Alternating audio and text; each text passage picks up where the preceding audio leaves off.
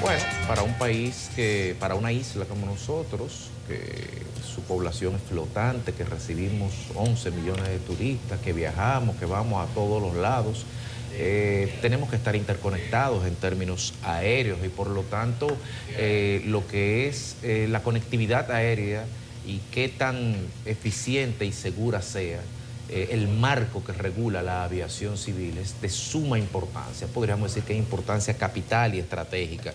Y a propósito de la nueva ley de aviación que cursa ahora y la aprobación de categoría en la aviación dominicana, está con nosotros Francisco Díaz, quien además de piloto, aviador, es capitán de aerolíneas en Estados Unidos y presidente del Consejo de Capitanes, que es una organización sin fines de lucro en Estados Unidos que agrupa a todo el colectivo de pilotos aéreos para hablar de este tema y de muchos otros más. Bienvenido, Francisco. Gracias por estar aquí con nosotros en Despierta con CDN. Muchas gracias por tenerme aquí el día de hoy. Bueno, pues entonces habemos una ley, tendremos una ley. Se ajustará a los desafíos de la aviación comercial. ¿Cuáles son los retos que tenemos por delante? Entonces, la Ley de Aviación Civil Dominicana es una ley que viene del 2006 y ahora se está reformando, es lo que se está haciendo. Es una reforma que hace tiempo que se necesitaba. En los Estados Unidos nosotros reformamos la Ley de Aviación Civil cada 4 años, porque expira, la ley expira cada 4 años y hay que reformarla. Entonces siempre están al día, ¿no? En República Dominicana no expira y no se había reformado desde el 2006, con excepción de un pequeño cambio que se hizo en el 2013 en la definición de aerolínea dominicana. Entonces, ¿qué ha pasado? Que en vez de hacer una reforma que se consensuara con todo el sector, lo que ha sucedido es que debido a la auditoría que está haciendo la Administración Federal de Aviación de los Estados Unidos, se ha hecho una reforma a la carrera, sin consensuar, y se ha hecho básicamente bajo la dirección de una pequeña parte de la Administración Federal de Aviación de los Estados Unidos. Nosotros dijimos que no era una buena idea hacerlo de esa forma, se han quedado fuera muchas cosas que debían estar y rechazamos además lo que se decidió en torno a las multas a los pilotos. Existían multas a los pilotos por errores operacionales en los reglamentos. Por ahora se ha subido a nivel de ley y se han aumentado las cantidades de estas multas de una forma exorbitante. Para darle un ejemplo, un error operacional sencillo, usted está haciendo el prevuelo antes de salir, está revisando su avión y se le olvida cualquier cosita, puede ser multado con hasta 3 millones de pesos. Estas leyes muchas veces, no siempre, pero muchas veces son como leyes copiadas de otros países. En este caso, ¿cuál fue la referencia? Usted dice como que no hubo consenso, no hubo discusión, no sé si se hicieron vistas públicas. Mire, lo que ha sucedido es que en República Dominicana, lamentablemente, no se ha creado un plan nacional de desarrollo de la aviación civil. Se ha hecho todo sobre la marcha, como decimos, ¿no? El presidente Abinader, al tomar el poder, nombró en las diferentes instituciones de aviación civil básicamente personas que eran políticos del partido, no técnicos. La ley de aviación civil que estamos reformando hoy en día dice que, por ejemplo, el director del Instituto Dominicano de Aviación Civil debe ser un técnico con al menos 3 años de experiencia. El presidente de la Junta de Aviación Civil debe ser un técnico con al menos 5 años de experiencia. Ninguno de los dos cumplen con esto. Entonces, a su vez, ellos han nombrado en su círculo gente también políticos, no técnicos. Entonces, esto no es nuevo, ¿eh? En los gobiernos anteriores pasaba lo mismo. Desde que se creó la ley en el 2006 no se ha cumplido con esto. Pero la aviación civil dominicana ha tenido una explosión en los últimos 3 o 4 años que no había pasado antes. Nuestra aviación estuvo dormida desde la época de Dominicana de Aviación, que paró en el año 1996 de volar.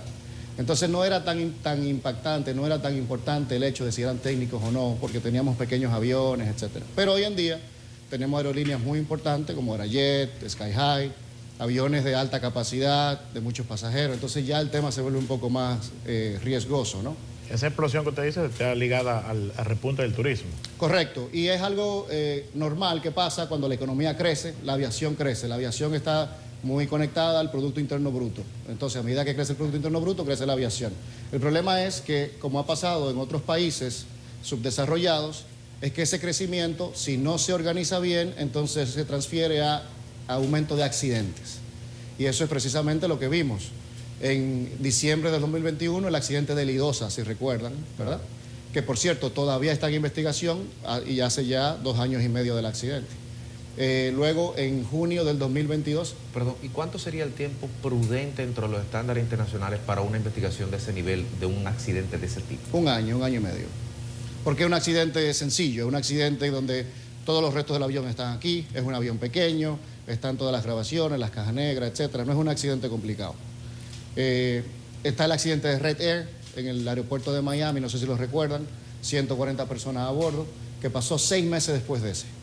En ese interín, el Consejo de Capitanes, un grupo de pilotos de aerolíneas de los Estados Unidos de origen dominicano, vinimos al país y nos reunimos con Héctor Porchela, que era el director interino del Instituto Dominicano de Aviación Civil, Víctor Pichardo, director del Departamento Aeroportuario, y les expresamos nuestra preocupación con la situación. Específicamente, el departamento más importante del IDAC, que es el Departamento de Normas de Vuelo, donde están los inspectores, ¿no? Que fueron quienes certificaron estas aerolíneas, quienes le hacen las inspecciones, etcétera. Y les decíamos que teníamos preocupación, número 1, con que hubiera más accidentes y número 2, con que se afectara la categoría de seguridad operacional del país que los Estados Unidos le da a todos los países. Les propusimos crear un consejo de asesoría honorífico con nuestro personal y hacer conexiones con universidades de los Estados Unidos, organizaciones, etcétera, para ayudar con el tema de la capacitación. Eso no llegó a ningún lado y luego, 2 meses después de esa reunión, tuvimos el accidente de Red Air. Esto es lo que ha hecho que los Estados Unidos, que sería bueno explicar un poquito el tema de la categoría. Todos los países son miembros la mayoría de los países son miembros del convenio de la OASI, de la Organización Internacional de Aviación Civil, del año 1944. Cuando usted firma este convenio, usted promete seguir esos estándares internacionales. Pero la OASI no va a su país a investigar cada cosita, a ver si usted está siguiendo los estándares, porque los países son soberanos, ¿no? Ellos mandan un pequeño cuestionario todos los años y usted lo llena. Usted llena el cuestionario y se lo envía a ellos, así como funciona, ¿eh? Ellos no van e inspeccionan ni nada por el estilo. La OASI es un organismo que no es rector, sino que es un organismo diplomático donde los países se ponen de acuerdo en cuáles son los estándares, ¿no?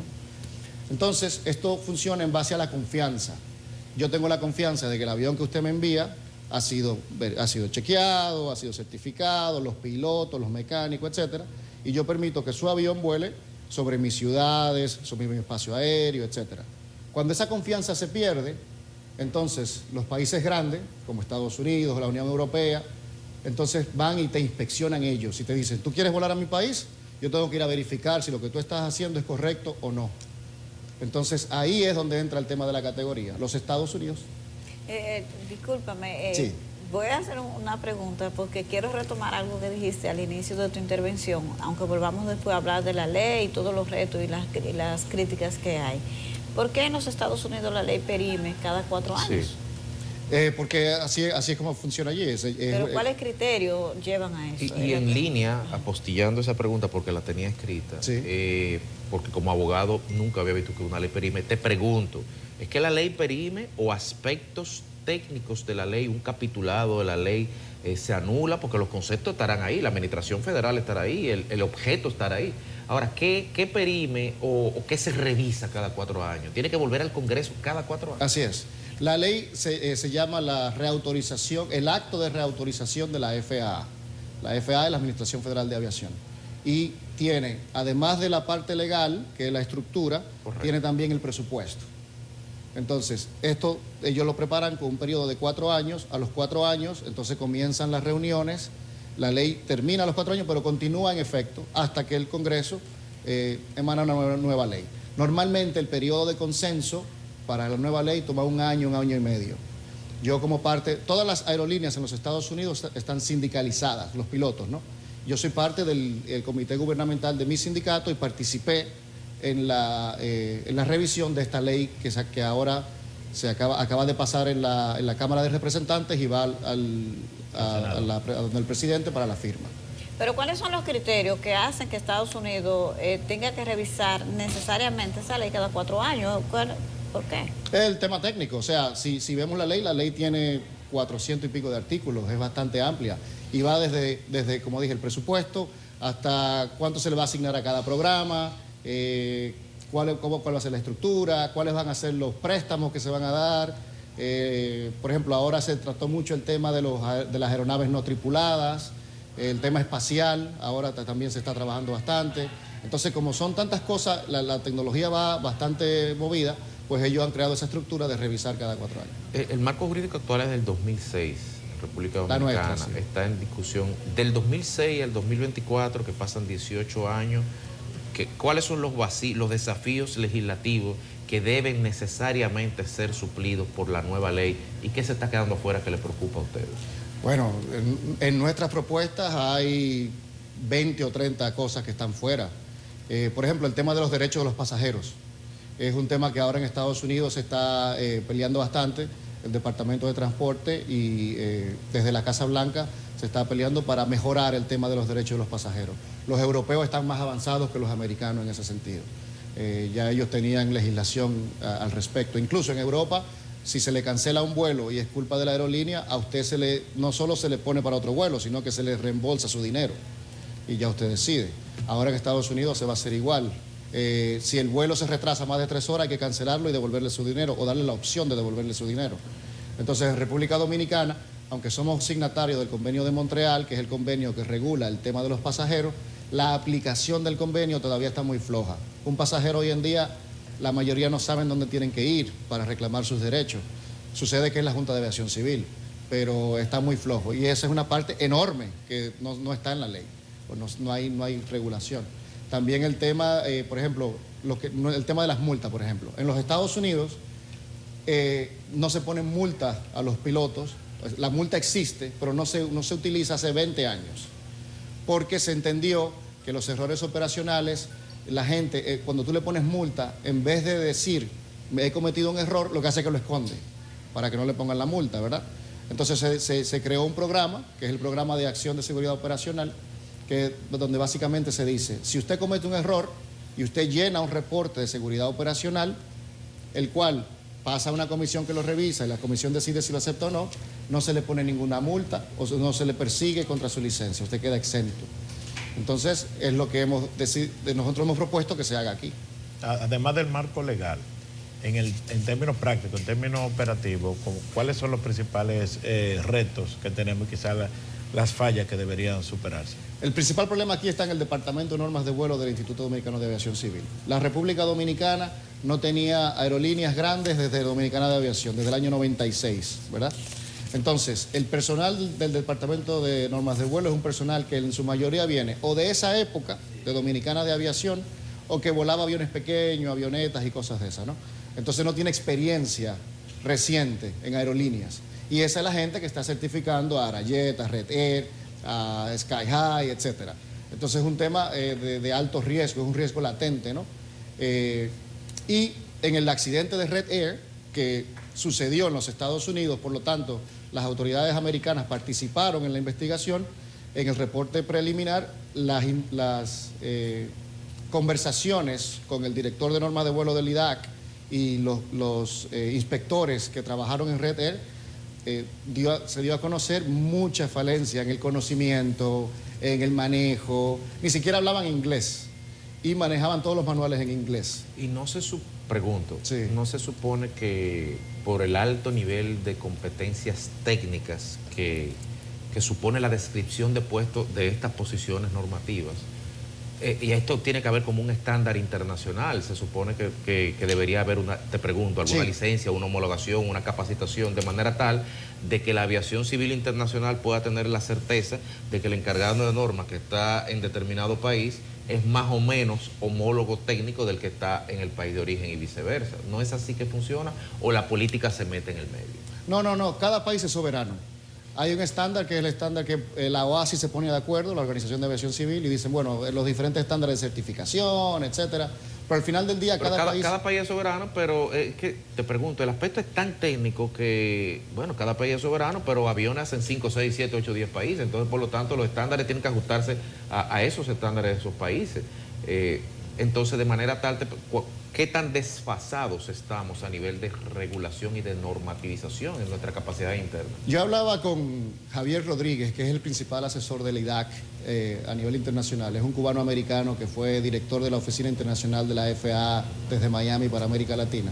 Y él me decía, mira, uno de los principales retos con República Dominicana de parte de los Estados Unidos es que la República Dominicana tiene todos los manuales al día, tiene todos los procedimientos ahí. El problema es que no lo aplican.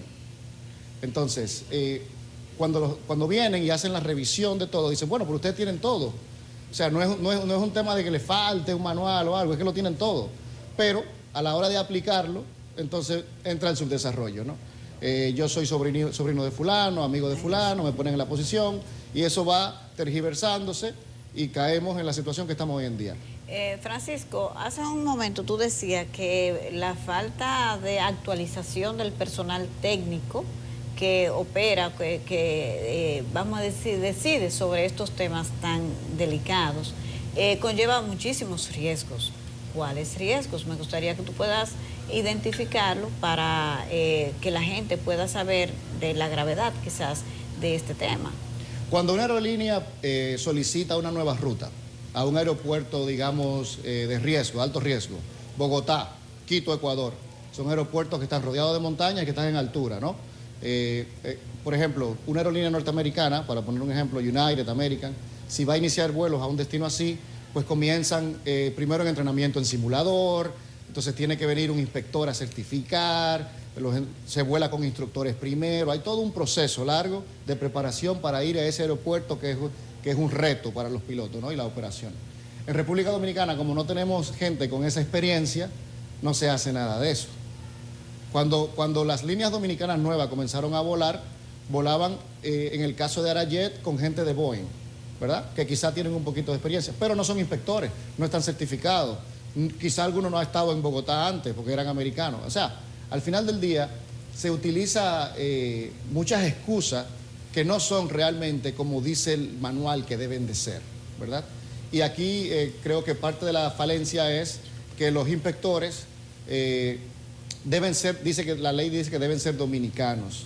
Quizás si pudiéramos contratar por un periodo corto, mientras se capacitan los demás extranjeros con experiencia, nos ayudaría. Es lo que hace la TAM, por ejemplo, o Avianca, cuando van y crean una aerolínea nueva en otro país, ellos traen toda su gente que ya tienen experiencia. Por eso usted tiene la TAM Chile, la TAM Brasil, la TAM Colombia, etc. Francisco, estas falencias que planteas podrían suponer en un remoto tiempo u horizonte algún nivel de riesgo para la aviación. Bueno, hoy en día hay un alto nivel de riesgo. El gobierno dominicano ha dicho que esta auditoría se está haciendo porque hace mucho que no la hacían. Sucede que la definición de la auditoría de la FAA de países extranjeros te dice, si vas a Google y buscas la auditoría IASA, que es la del tipo de auditoría que se hace, te define, la auditoría se hace una sola vez, ¿verdad? Inicialmente. Y los Estados Unidos dice, ok, usted cumple con todas las leyes, por lo tanto usted es categoría 1. O no, usted no cumple, categoría 2. Esas son las únicas dos categorías que hay. Eso no se revisa. Ellos no vuelven a visitarte, porque es un proceso bastante costoso, bastante arduo, ¿verdad? Dura meses. Y hay 195 países que vuelan a los Estados Unidos, entonces no pueden estar revisando todo el mundo todo el tiempo. Solo se revisa, solo se hace una nueva auditoría, solo se te hace una recategorización en caso de que se haya observado un incremento significativo del riesgo de tu aviación. Y eso es lo que ha pasado en República Dominicana. ¿Por qué? Porque tuvimos 2 accidentes en corto tiempo y un crecimiento enorme con una certificación de aerolíneas en menos de 5 años. Para darle un ejemplo, en Estados Unidos para certificar una aerolínea nueva toma 4 o 5 años. En República Dominicana toma meses. Wow. Nosotros como usuarios, todos los que estamos aquí y muchos de quienes nos ven, tomamos vuelos comerciales. La mayoría de ellos salen por el Aeropuerto Internacional de las Américas, Dr. José Francisco Peña Gómez, porque hay que decir los 2 nombres siempre. Te pregunto, como usuario, desde el lado del civil, por decirlo de alguna forma, uno ha visto, y lo reseñan los medios y se ve en las redes sociales, una notoria merma de los servicios del aeropuerto hacia los usuarios, que si el aire acondicionado, que si una gotera, que si esto, que si aquello. Del otro lado de la pared, backstage, los pilotos han sentido también una caída en los servicios del aeropuerto de cara a la prestación de la función que ustedes realizan. Bueno, específicamente en el caso del Aeropuerto de las Américas ha habido una degradación muy clara. No sé si recuerdan que hace poco hubo un tema en la pista, sí, en la pista del aeropuerto que se rompió. Ha habido dos, el de los alambres y el del Exacto, el de la pista. Exacto, el alambre de la electricidad, que se fue la luz en el aeropuerto. Luego el tema de la pista, que el asfalto se rompió y golpeó un avión de Europa, que por cierto, pudo haber sido mucho peor, porque si esto sucedió en el momento del toque y el avión hace un rebote y se vuelve al aire, con todos estos golpes, se convierte en un piloto de prueba. No sabe, o sea, en ese momento el avión no se sabe en qué condición esté. Pero en el tema del asfalto de las pistas hay un deterioro. Pero además, en el tema de los sistemas de navegación, el aeropuerto tiene un sistema de navegación instrumental para el aterrizaje de precisión que lleva años dañado. Lleva, creo que 8 o 9 años dañado. ¿Cómo así? Es un sistema que te guía a aterrizar cuando hay baja visibilidad, ¿verdad? Eso guía el avión a la pista. Se llama ILS por sus siglas en inglés. Automático. Instrument Landing System. O sea, te guía y tú lo puedes hacer manual o automático. Todos, o sea, la mayoría, el 99% de los aeropuertos importantes del mundo tienen un sistema ILS que te guía. En las Américas lleva 8 años dañado. Y recientemente el IDAC decidió eliminarlo de la carta de navegación. Nosotros teníamos la esperanza que lo iban a arreglar, pero al ver que lo eliminaron, pues nos quejamos. ¿Qué van a hacer? ¿No lo van a arreglar? Bueno, pues al mismo tiempo, si se fijan, en la época de invierno, en esa zona de Punta Caucedo, hay días de baja visibilidad. Y ahora en enero, en diciembre, cuando tuvimos ese tema, hubieron 2 o 3 días donde el aeropuerto tuvo que casi parar operaciones y los vuelos tuvieron que desviarse a Punta Cana, Santiago, porque no tenían un sistema de navegación de precisión. Francisco, hay un tema vinculado a la aviación que no solamente la aviación es todo, el cambio climático y el impacto ambiental que tiene este modelo de transporte, los retos de la aviación con relación a su impacto ambiental y qué se está haciendo a nivel mundial con este tema. Mire, ahí hay 2 temas en el tema del cambio climático que son importantes para nosotros. Uno de seguridad operacional y otro que es del CO2 que pueden emitir los aviones, ¿no? Me voy a enfocar en el de seguridad operacional porque es más importante. Jean Suriel, de acá, compañero de ustedes, y mi persona, llevamos años pidiendo radares meteorológicos, ¿verdad? Sí. Como usted sabe, con el cambio climático y el aumento de la temperatura, hay tormentas más fuertes. Si usted mira el historial climático de República Dominicana, es obvio que hoy en día se ven cosas que antes no se veían, como tornados o tormentas eléctricas que se forman a último minuto. Recuerdan en noviembre de hace 1 año o 2 años que hubo ese gran torrencial que inundó la ciudad de repente. Bueno, entonces el gobierno, a través del IDAC, decidió comprar finalmente radares meteorológicos. Pero esta compra se hizo sin ir a una licitación pública. Se hizo de emergencia, se escogió una empresa y se compraron los radares. Bien, el problema es que compraron radares de baja capacidad, los radares que no se necesitaban. Entonces, en Punta Cana hoy en día tenemos uno, que es el único que está en funcionamiento, que se compró en el 2018. Es un radar muy débil. Doppler era, ¿verdad? Un radar Doppler muy débil, que el mismo John Morales de Telemundo en Estados Unidos ha dicho que más allá de la Romana no se ve, de Punta Cana a la Romana. O sea, más allá de la Romana no es inservible para nosotros. El IDAC te enseña una imagen que cubre casi todo el Caribe, queriendo decir como que el radar cubre toda esa zona. Y sí, la señal puede llegar hasta Miami, la señal, pero la parte que de verdad nos funciona hasta la Romana, dependiendo el tipo de tormenta que haya. Y ese mismo tipo de radar... ¿Quién tomó la decisión? ¿Qué organismo? El Instituto Dominicano de Aviación Civil. De seleccionar los radares. Así es. Y como le dije, se hizo sin competencia, sin licitación, no vinieron otras empresas a licitar ni nada por el estilo. Bueno, es un aspecto ya de licitación de 340, pero ¿por qué las especificaciones del pliego no... Se supone que lo que se compró se ajusta a una especificación del pliego y lo que me llama la atención es que sea un radar de tan baja capacidad. Así es. Me imagino que en el mercado hay con más capacidad. Así es. El ejemplo, por ejemplo, el de Punta Cana tiene 250 kilowatts de potencia. El de Puerto Rico, que está al lado, que es el que usan los Estados Unidos, ese tipo de radar en todo el país, tiene 1000. El de Puerto Rico usted puede utilizarlo tranquilamente en la ciudad de Santo Domingo porque tiene bastante potencia y la imagen que te presenta es bastante clara. El de Punta Cana no pasa de la Romana. Entonces, ¿ve la diferencia? O sea, habría que... Y lo otro es que, como sabemos, los huracanes en su mayoría vienen del este o sureste, ¿verdad? Por el tema de que salen de África y vienen con los vientos alisios, etcétera. Entonces, en Punta Cana, si iban a comprar radares de baja potencia, bueno, cómpralo para Santiago, Montecristi, pero no en Punta Cana, que es por donde entran los huracanes, ¿no? Yeah. Y si recuerdan el huracán, me parece que era Fiona, que pasó hace 2 o 3 años acá. Recuerdo que a las 11 de la noche, en el último boletín, el presidente junto a Gloria Ceballos de la UNAMED hablaban de por dónde iba a pasar el huracán y dónde estaba, etcétera. Y en ese momento estábamos en contacto con John Morales siguiendo el tema. Y él pedía que le dieran acceso al radar de Punta Cana, que por favor le dieran acceso, porque este fue otro pleito que tuvimos con el IDAC. Ok, compramos el radar, lo pusieron, déjenos ver, denos acceso al radar, ¿verdad? Y luego como de 1 año peleando es que se ha dado el acceso y ni siquiera es un buen acceso porque no está conectado a la red regional de radares. Doña Gloria dice que quizás para esta temporada ciclónica lo esté, ojalá. Pero en aquel momento hubo todo un problema con dónde estaba el huracán, se perdió el huracán, que si está aquí, que si está allá. Y hubo, en la información que se dio en ese último boletín, habían errores de dónde estaba el huracán.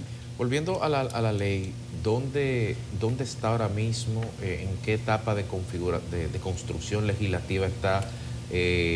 ¿Cuál ha sido la interacción de ustedes como asociación o colectivo interesado en poder sugerir, modificar, aportar? Porque la legislatura ya habrá un cambio de Congreso, de alguna manera, de la matrícula. Y por lo tanto quizás se tendría que empezar desde cero, las competencias técnicas de los nuevos congresistas no se ajusten. ¿Cómo está eso? Mire, a nosotros nos sorprendió mucho el manejo que se le dio a esto, porque como le decíamos, tenemos años diciendo que se le va a hacer una auditoría al país. No es una sorpresa, ¿verdad? Por la situación precaria del sistema de seguridad operacional. Entonces, en marzo el presidente Abinader emite un decreto llamando a la reforma de la Ley de Aviación Civil y que el IDAC debe liderar esa reforma. Nosotros inmediatamente contactamos al IDAC y nos pusimos a disposición para reunirnos con ellos y trabajar el tema. Se agendó una reunión con el director, que luego fue cancelada, no se nos explicó por qué, y ellos entonces presentaron su propuesta ante el Senado en el mes de abril. En el Senado duró 1 semana en comisión, no hubo vistas públicas, no hubo preguntas, y pasó al Pleno. En el Pleno se votó a finales de abril, el 28, el 30 de abril, primera lectura, segunda lectura. Luego pasó a la Cámara de Diputados. Nosotros hablamos con diputados que nos dijeron, nunca habíamos visto una velocidad tal en un proyecto de ley. Entonces nosotros nos quejamos, fuimos a los medios, formamos una coalición de instituciones. Está la Asociación Nacional de Pilotos, la Asociación Dominicana de Aviación General, el Consejo de Capitanes, los aeroclubes, una coalición. Y entonces la Cámara de Diputados formó una comisión especial de 15 diputados, precedida por el diputado Napoleón Rojas, que sí nos invitó. Y el lunes pasado fuimos y presentamos nuestras quejas y nuestras propuestas para la mejora del proyecto. Entonces, ¿dónde está? Bueno, la semana que viene esta comisión va a decidir y va a enviar al Pleno para el voto final y luego pasar al presidente, ¿no? En la reunión del lunes con la comisión se nos dejó muy claro de que esto es algo que los Estados Unidos han pedido, que lo han pedido de la forma que está y que les quedan menos de 20 días para hacer todo el proceso. Nosotros como institución norteamericana nos comunicamos con la embajada y dijimos, a ver, ¿qué es lo que está pasando aquí? Y sucede, la embajada entonces, porque la embajada no son expertos en aviación, son diplomáticos, ellos hacen la conexión con el gobierno federal. Y sucede que en el gobierno federal, en la FAA, la Administración Federal de Aviación, hay una discrepancia dentro de ellos mismos. La oficina de Miami entiende que nuestras propuestas son bien, porque nosotros estamos copiando lo que se hace allí. La oficina de Washington entiende que no, que hay que hacerlo como ellos le dijeron al IDAC, como está. Pero a todo esto, el problema en la comisión y frente al mismo equipo legal del IDAC no es lo que proponemos, sino que no tienen tiempo. Porque los Estados Unidos va a decidir sobre la categoría en los próximos 15 o 20 días. Ellos tienen que pasar esa ley ya. Veo unas declaraciones del director del IDAC, muy reciente, del pasado 13 de mayo, en la que se refiere al tema de la auditoría. Él dice que está confiado en que el país va a salir librado de esta prueba, y dice que hace 4 años el país no estaba preparado para pasar esta auditoría, pero que sí con los cambios que se han hecho entiende que sí. ¿Cuáles son las expectativas tuyas? La información que tenemos es que sí, la auditoría lleva 8 puntos, todos a nivel de papeleo, certificaciones, manuales, estructura, y como le contaba antes, el país tiene los manuales, los certificados, las estructuras. Lo que pasa es que en la práctica del día a día no se usa, ¿verdad? Por ejemplo, el sistema de manejo de seguridad operacional, que es la parte neurálgica de cómo se mantiene la seguridad, se basa en los reportes de los pilotos, los despachadores, los controladores de tránsito aéreo. Cuando cometen errores, identificar dónde están los errores para arreglarlo. Ese es el manejo de seguridad operacional y así está creado. Pero en República Dominicana no se llenan reportes de seguridad operacional. Incluso no se llenaban, era 0 lo que había, hasta que recientemente Arajet, que trabaja mucho con Boeing en el tema de seguridad operacional, ellos sí le obligan a sus pilotos a llenar esos reportes, ¿verdad? Pero es mínimo lo que hay. Entonces, el sistema de seguridad operacional, desde el punto de vista de los reportes, es inexistente, es muy mínimo. Entonces, sí, en papel cumplimos con todo, y estamos certificados ISO, y ganamos premios, y nos damos espaldarazo, todo está muy bien. Pero a nivel de la realidad, de cantidad de reportes, qué estamos trabajando, cuál es la estrategia, es muy poco lo que hay. Así que la información que tenemos es que sí, vamos a pasar la auditoría. De los 8 puntos, solo falta el de la legislación, por eso el corre-corre con la ley, ¿verdad?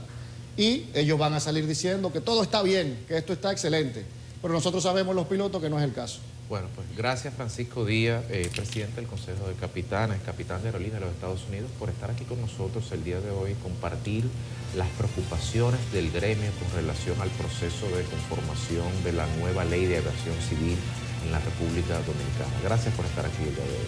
Gracias a ustedes. Pasamos a pausa de inmediato.